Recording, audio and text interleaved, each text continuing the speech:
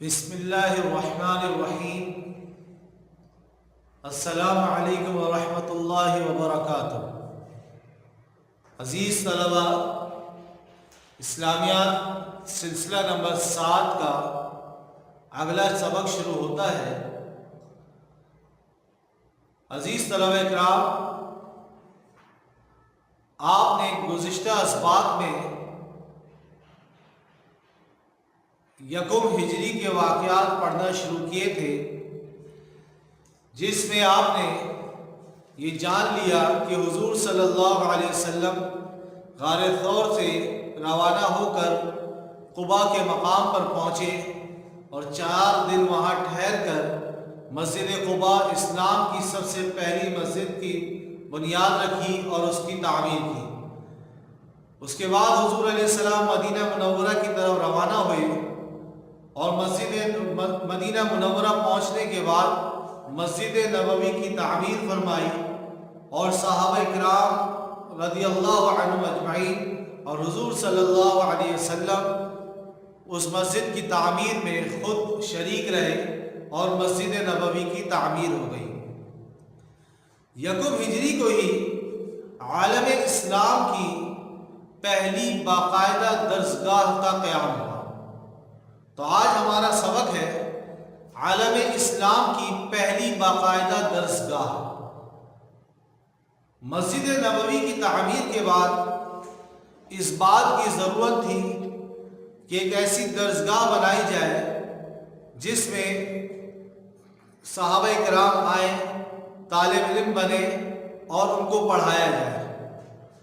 تو مسجد نبوی کے صحن میں ہی ایک طرف ایک درسگاہ بنا دی گئی۔ مسجد نبوی کا جو صحن تھا اس کے ایک جانب ایک درسگاہ بنا دی گئی۔ وہ درسگاہ کیا تھی؟ تو عزیز طلبہ، وہ اس طرح بنایا گیا اس کو کہ وہ ایک ہموار سا چبوترا بنا دیا گیا، ایک چھوٹا سا چبوترا بنا دیا گیا جو ہموار تھا، بالکل سیدھا تھا، اور کھجور کے پتوں سے اس کا سائبان بنا دیا گیا۔ اس کے اوپر چھت کے طور پہ سائبان بنا دیا گیا تاکہ دھوپ وغیرہ سے بچ سکے۔ اب صفہ جو ہے، صفہ یہ یا تو چبوترے کو کہا جاتا ہے یا سائبان کو کہا جاتا ہے۔ تو اس درسگاہ میں چبوترا بھی تھا اور اس درسگاہ میں سائبان بھی بنایا گیا۔ اسی مناسبت سے اس کو درسگاہ صفہ کہا جاتا ہے۔ اس کا نام صفہ رکھ دیا گیا، یعنی درسگاہ صفہ اس کا نام رکھ دیا گیا۔ اصحاب صفہ کسے کہتے ہیں؟ تو اس درسگاہ میں جو طلبہ تعلیم حاصل کرتے تھے، جو صحابہ کرام تعلیم حاصل کیا کرتے تھے، علم حاصل کرتے تھے، ان کو اصحاب صفہ کہا جاتا ہے۔ ان کو اصحاب صفہ کہا جاتا ہے۔ یہ تعریف وغیرہ آپ کی کتاب صفحہ نمبر 107 میں موجود ہے۔ کتاب آپ کے سامنے موجود رہے، اس کو آپ دیکھتے بھی رہے۔ عزیز طلبہ، یہ جو اصحاب صفہ تھے، جو اس درسگاہ صفہ میں تعلیم حاصل کیا کرتے تھے، یہ 2 طرح کے تھے۔ ایک اقامتی طلبہ تھے، ایک غیر اقامتی۔ ایک وہ طلبہ تھے جو اسی درسگاہ میں رہائش پذیر تھے اور وہ دوسرے علاقوں سے، دوسرے شہروں سے، دور دراز سے حضور علیہ السلام سے علم حاصل کرنے آئے تھے۔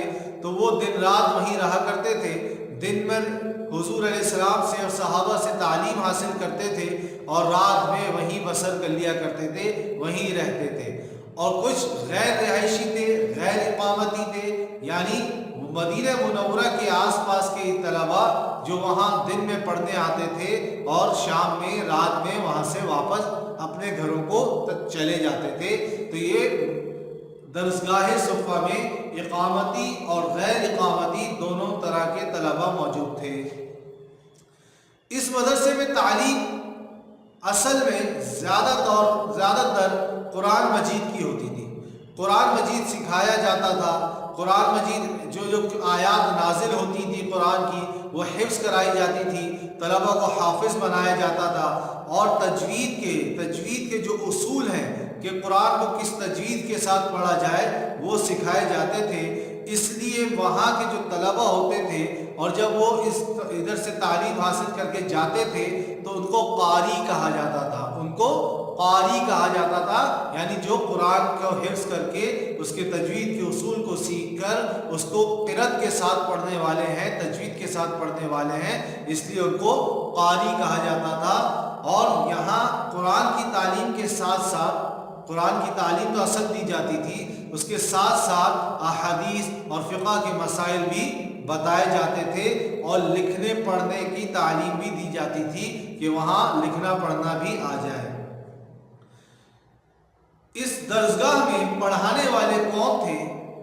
ایک تو جناب رسول اکرم حضرت محمد مصطفیٰ احمد مجتبی صلی اللہ علیہ وآلہ وسلم، وہ تو درس و تدریس کے فرائض انجام دیتے ہی تھے، ان کے ساتھ اور کچھ صحابہ کرام بھی تھے، جن میں مشہور یہ دو صحابہ ہیں، ان کے نام زیادہ نمایاں ہیں۔ ایک حضرت عبادہ بن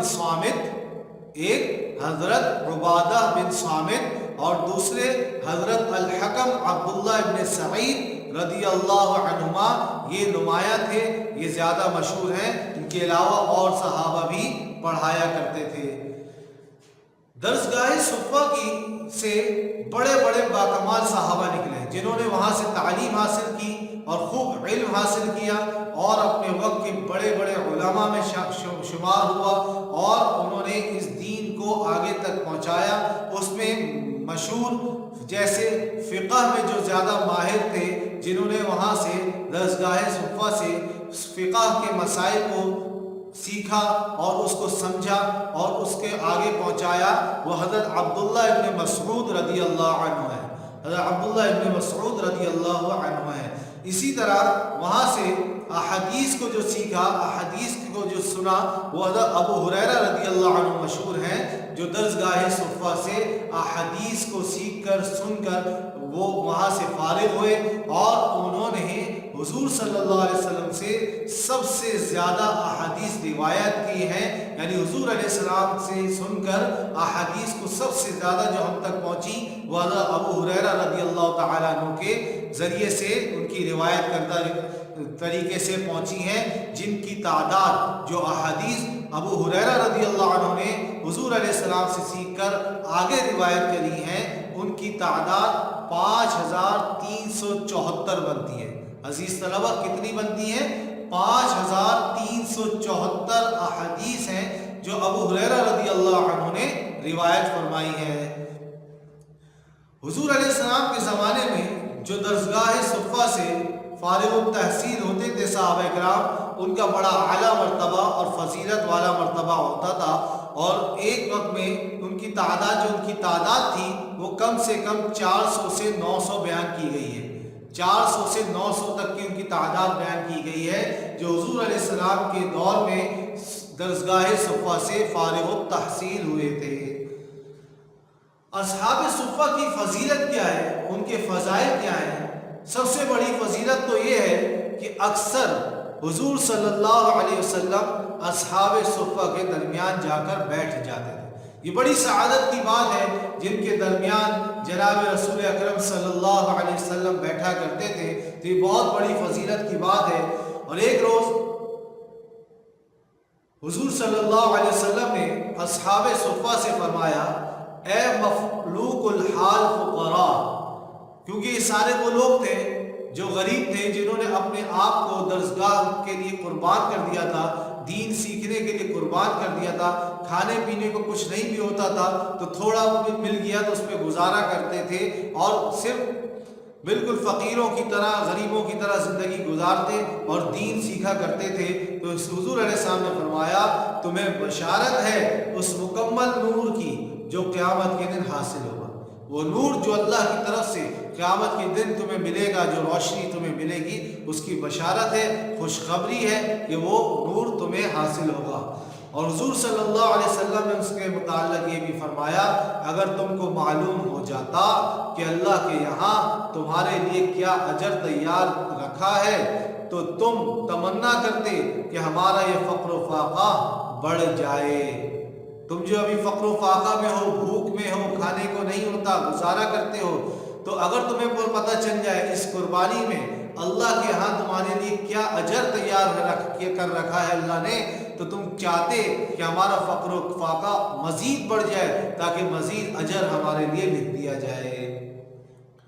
عزیز طلبہ، اس سبق سے ایک چیز یہ ہمیں معلوم ہوتی ہے کہ اصحاب صفہ کو جو یہ فضیلت ملی اور یہ جو مقام ملا، تو یہ ایسے ہی حاصل نہیں ہو گیا، بلکہ انہوں نے حصول علم کے لیے مشقتیں اور مصائب برداشت کیے، تکلیفیں برداشت کی، کھانے پینے کو نہیں ہوتا تھا، بھوک پیاس کو برداشت کیا، اور اپنے آپ کو حصول علم کے لیے، علم حاصل کرنے کے لیے وقف کر دیا، اور اسی کی بدولت یہ مشکلیں برداشت کرنا اور اپنے آپ کو حصول علم کے لیے وقف کر دینا، اسی کی بدولت اللہ تعالیٰ نے ان کو رہتی دنیا تک کے لیے روشن ستاروں کی طرح بنا دیا کہ آج ان کا نام ہے اور عزت سے ان کا نام لیا جاتا ہے، اور ان کی عبداللہ ابن مسعود رضی اللہ تعالیٰ عنہ کے بتائے ہوئے فقہی مسائل پر لوگ عمل کرتے ہیں، حدیث مبارکہ ابو ہریرہ رضی اللہ عنہ سے روایت کرتا، ان کو سن کر اس پر عمل کیا جاتا ہے۔ تو اگر آج ہم بھی علم کے حصول کو اپنی زندگی کا مقصد بنا لیں کہ ہمیں علم حاصل کرنا ہے، اس دین کا علم ہمیں حاصل کرنا ہے، یہ ہمارا مقصد بن جائے، تو عزیز طلبہ وہ وقت دور نہیں کہ ہم مسلمان دنیا افق پر ماضی کی طرح اپنے گزشتہ مسلمانوں کا جو دور تھا اس دور کی طرح ایک بار پھر روشن سورج بن کر ابھریں گے، جس سے ساری دنیا جگمگائے گی اگر ہم اپنے آپ کو حصول علم کے لیے وقف کر دیں گے۔ عزیز طلبہ، اگلا عنوان صفحہ 109 میں ہے اذان کی ابتدا۔ اذان کی ابتدا، یہ بھی 1 ہجری میں اذان کی ابتدا ہوئی، اس لیے اس کو یہاں ذکر کیا جا رہا ہے۔ جب مسجد نبوی صلی اللہ علیہ وسلم کی تعمیر ہو گئی تو اس وقت تک کوئی ایسی علامت نہیں تھی جس کے ذریعے لوگوں کو اطلاع دی جائے کہ نماز کا وقت ہو گیا ہے۔ ایسی کوئی علامت نہیں تھی، اذان نہیں ہوتی تھی، بس ایک وقت کو دیکھتے تھے، چاند سورج کے نظام سے جو وقت پتہ چلتا تھا اس کے حساب سے مسجد آ جاتے تھے، لیکن کوئی مسجد کی طرف سے ان کو اطلاع نہیں ہوتی تھی کہ نماز با جماعت کا وقت ہو گیا ہے اور مسجد آ جائیں، نماز جماعت کے ساتھ ادا کر لیں۔ حضور صلی اللہ علیہ وسلم نے صحابہ کرام رضی اللہ عنہم اجمعین کو جمع کیا اور مشورہ کیا کہ کون سی ایسی علامت رکھی جائے جس سے ہم نماز با جماعت کے لیے مسلمانوں کو بلا سکیں۔ کسی نے کہا بغل بجا دیا جائے، تو حضور علیہ السلام نے فرمایا کہ یہ تو یہودیوں کی نشانی ہے، ان سے مشابہت ہو جائے گی، یہ یہودی کرتے ہیں، تو اس لیے ان سے مشابہت کی وجہ سے مسترد کر دیا ہے مشورہ کہ ایسا نہیں کریں گے۔ کسی نے کہا ناقوس یعنی گھنٹی بجا دی جائے، یہ مشورہ آیا، تو حضور صلی اللہ علیہ وسلم نے فرمایا یہ بھی عیسائیوں کی مشابہت ہے، اس کے لیے اس کو بھی منع فرما دیا۔ کسی نے کہا آگ جلانے کا، آگ جلا دی جائے جب وقت ہو جائے تو لوگ آگ کو دیکھ کر، دھوئیں کو دیکھ کر سمجھ جائیں کہ نماز با جماعت کا وقت ہو گیا ہے تو نماز کے لیے آ جائیں، تو حضور صلی اللہ علیہ وسلم نے اس کو بھی مسترد کر دیا کہ یہ مجوسیوں کی جو آگ کی پرستش کرتے ہیں، پوجا کرتے ہیں، ان کی مشابہت ہو جائے گی، اور اس کو بھی قبول نہیں کیا۔ اب یہ اذان کی سعادت یہ کس کے مشورے سے ہوا؟ یہ حضرات کو مشورے میں کوئی بات ایسی آئی نہیں اور سب چیزیں مسترد ہو گئیں، سب اپنے گھروں کو چلے گئے۔ حضور علیہ السلام نے فرمایا صحابہ سے کہ آپ لوگ سوچیں اور اس کے لیے کوئی اور رائے سامنے آئے تو بتائیں، تو یہی سوچ لے کر صحابہ اکرام گئے۔ حضرت عمر رضی اللہ تعالیٰ عنہ اور حضرت عبداللہ ابن زید رضی اللہ عنہ، یہ حضرات بھی یہی سوچتے ہوئے کہ کوئی ایسی اچھی خبر، ایسی رائے آ جائے، وہ سو گئے۔ اللہ کی طرف سے یہ اذان کی سعادت ان دونوں حضرات کو ملی کہ ان دونوں نے خواب میں دیکھا، ایک ہی رات دونوں حضرات نے خواب میں دیکھا کہ کوئی شخص انہیں اذان کے الفاظ سنا رہا ہے، کہ یہ اذان کے جو الفاظ ہیں، جو آپ اذان سنتے ہیں، مؤذن صاحب جو اذان دیتے ہیں، یہ الفاظ کوئی اذان میں سکھا رہا ہے۔ یہ حضرات اگلے دن صبح کے وقت حضور علیہ السلام کی خدمت میں حاضر ہوئے اور اپنا خواب سنایا اور یہ الفاظ بتائے۔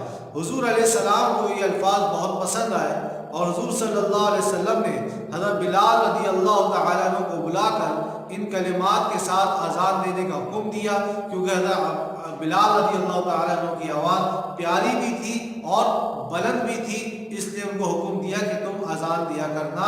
اذان کے آغاز سے ایک طرف تو یہ فائدہ ہوا کہ نماز کی عام اطلاع ہو جاتی تھی، اذان ہو گئی، لوگوں کو، مسلمانوں کو پتہ چل گیا کہ نماز با جماعت کا وقت ہو رہا ہے، سب نماز کے لیے آ جایا کرتے تھے۔ دوسرا فائدہ یہ ہوا کہ دن میں 5 مرتبہ دعوت اسلام کا اعلان ہو جاتا ہے، جس میں اللہ کی بڑائی بیان کی جاتی ہے، اللہ کی وحدانیت بیان کی جاتی ہے، نبی علیہ السلام کے اللہ کے رسول ہونے کی شہادت دی جاتی ہے، اور نماز کی طرف دعوت دی جاتی ہے، کامیابی کی طرف دعوت دی جاتی ہے۔ یہ 5 مرتبہ دن میں اعلان ہوتا ہے۔ عزیز سلام، یہ جو ہم نے کچھ چیزیں پڑھی، جب حضور علیہ السلام مدینہ منورہ پہنچے تو وہ ربیع الاول کا مہینہ تھا اور 1 ہجری تھی۔ اسی ربیع الاول میں 1 ہجری میں مسجد نبوی کی بھی تعمیر ہوئی، اور اسی ربیع الاول کے مہینے میں درسگاہ صفہ کا بھی قیام ہوا، اور ربیع الاول 1 ہجری میں ہی اذان کی بھی ابتدا ہو گئی۔ یہ سب ربیع الاول کے مہینے میں 1 ہجری میں ہی پیش آیا۔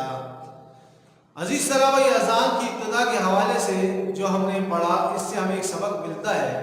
آپ نے سن لیا کہ بعض مشورے جب صحابہ اکرام کی طرف سے آئے تو حضور علیہ السلام نے اس کو غیروں کی مشابہت کی وجہ سے، غیر مسلموں کی مشابہت کی وجہ سے منع فرما دیا اور مسترد فرما دیا۔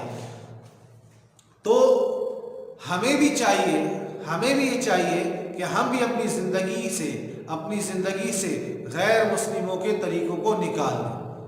ہم اپنی زندگی میں جو طریقے اپناتے ہیں وہ غیروں کے نہ اپنائیں، ہم حضور صلی اللہ علیہ وسلم کے طریقوں کو اپنائیں۔ ہمارا لباس سنت کے زیادہ قریب ہو۔